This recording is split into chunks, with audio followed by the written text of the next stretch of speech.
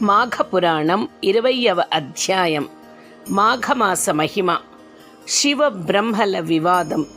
గృత్నమద మహర్షి మరలా ఇట్లు పలికెను: శ్రీ మహావిష్ణువు తత్వమును మహత్వ్యమును వివరించు మరి యొక్క వివాదమును వినుము.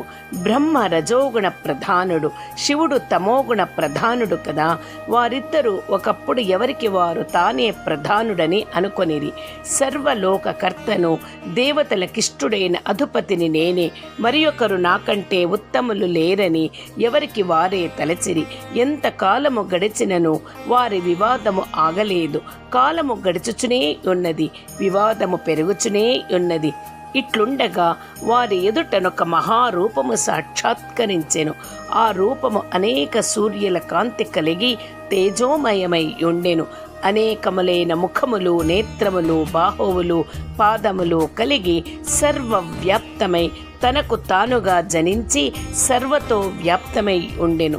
దివ్యము, మనోహరము, అనంతము అగు ఆ రూపము శ్రీ మహావిష్ణు రూపమని వారు గ్రహించిరి. సర్వమును ఆ రూపమునందే వారు చూచిరి. బ్రహ్మ, శివుడు ఆ రూపము చెవులలో నుండిరి. ఈ విచిత్ర మనోహరము అయిన అనంత రూపమును చూచి శివ బ్రహ్మలిద్దరును ఆ రూపము తుది మొదళ్లను చూడతలచిరి. ఆ రూపము యొక్క ఆద్య అంతములు ఎరిగిన వారే తమ ఇద్దరిలో ఉత్తములని తలచిరి. ప్రయాణమైరి 4 దిక్కుల క్రిందను పైనను చిరకాలము సంచరించిరి. ఆ రూపమును మొదలును కానీ చివరును కానీ చూడలేకపోయిరి. తాము ఇద్దరమును దానిని కనుగొనుటకు అసక్తులము అని గమనించిరి.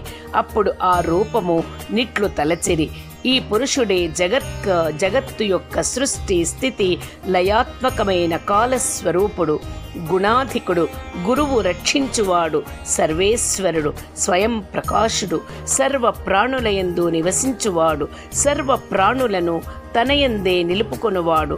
మనము వీనికంటే అధికులము కాము, మన వలన ఏమీయూ జరుగుటలేదు. ఇటువంటి యథార్థ పరిజ్ఞానము కలిగి శ్రీ మహావిష్ణువును ఇట్లు స్తుతించిరి: బ్రహ్మ శివకృత విష్ణు స్తుతి. అనంతమూర్తి, సర్వాద్యము, సర్వాధారము, అనంత ప్రకాశము, సర్వ మనోహరము అయిన నీ స్వరూపమును మాకు మరింత ప్రత్యక్షమగునట్లు చేయుము. సర్వాత్మక, సర్వేశ్వర, సర్వ ప్రాణి నమస్కృత అనుగ్రహించుము. నీవు సర్వకర్తవు, భర్తవు, నీ తేజము అనంతము. నీవు అందరికిని అన్నిటికిని ఇచ్చినవాడువు, సర్వస్వరూపుడవు, సర్వవ్యాప్త రూపుడవు అనుచు ఇట్లు స్తుతించిరి.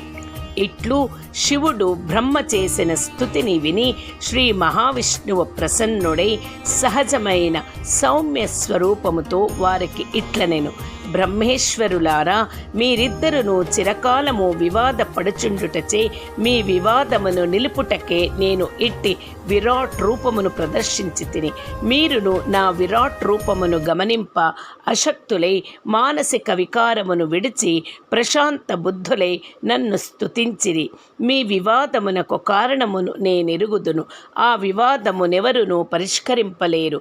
సత్వరజస్తమో గుణములు ప్రకృతి వలన కలిగినవి. ఆ గుణములకు లోబడిన వారికి యథార్థము తెలియదు.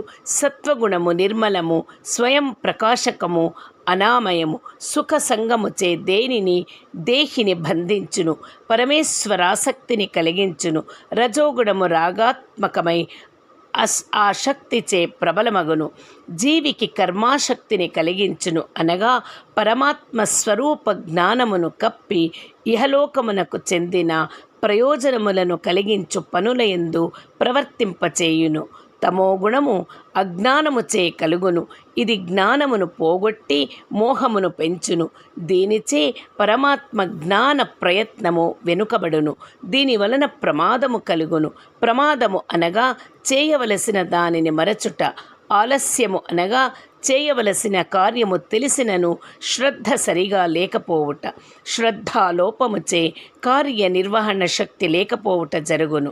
నిద్ర అనగా ఈ అజ్ఞానముచే చేయవలసిన దానిని వీడి నిద్రించుట.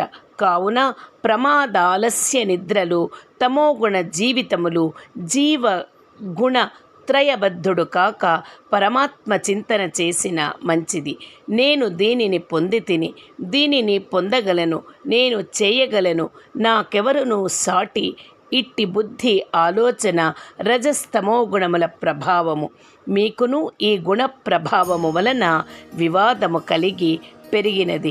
మొట్టమొదటనంతయు చీకటిగా నుండినది. పంచభూతములు అప్పటికి ఏర్పడలేదు. అప్పుడు నేను సృష్టి చేయుటకై మొదట బంగారపు ముద్దవలే నుంటిని. తరువాత అవయవములు ఏర్పడినవి.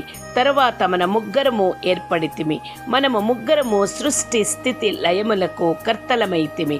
బ్రహ్మ సృష్టికర్తగను, నేను పోషకునిగను, శివుడు లయకర్తగను, మనము ముగ్గురము అయితిమి. కాన ఒకే దాని నుండి వచ్చిన మనకు మొదట నుండి భేదము లేదు కదా అని బ్రహ్మకు, శివునికి శ్రీ మహావిష్ణువు తత్వమును స్మృతిని తెచ్చెను. మరియు బ్రహ్మతో ఇట్లు అనెను: బ్రహ్మ, నీవు స్వతంత్రుడవు, నిగ్రహానుగ్రహ సమర్థుడవు, సర్వ ప్రాణులను సృష్టించిన వాడవు, దేవతలకు ప్రభువువు, వేదములకు స్థానము, అన్ని యజ్ఞములకును అధిపతిని, సర్వలోకములకు సంపదను ఇచ్చువాడవు, స్వశక్తి తోడనే పరమాత్మ యోగమునందినవాడువు, సర్వరక్షకుడవు, నా నాభి కమలమందు బాలార్కుని వలె ప్రకాశించువాడవు. మనకు భేదము లేదు. ఏకత్వములోనున్న నేనే అనేకత్వమును పొంది తిని. మనమిద్దరము ఒక్కటే. నీవును నా వలనే సమస్త దేవతలకు పూజనీయుడవు అని బ్రహ్మ మనస్సునకు నచ్చునట్లుగా తత్వమును బోధించెను అని గృధ్నమద మహర్షి జహ్నుమునికి విష్ణు సర్వ వ్యాపకత్వమును వివరించెను. మాఘపురాణం 20వ అధ్యాయం. పారాయణం.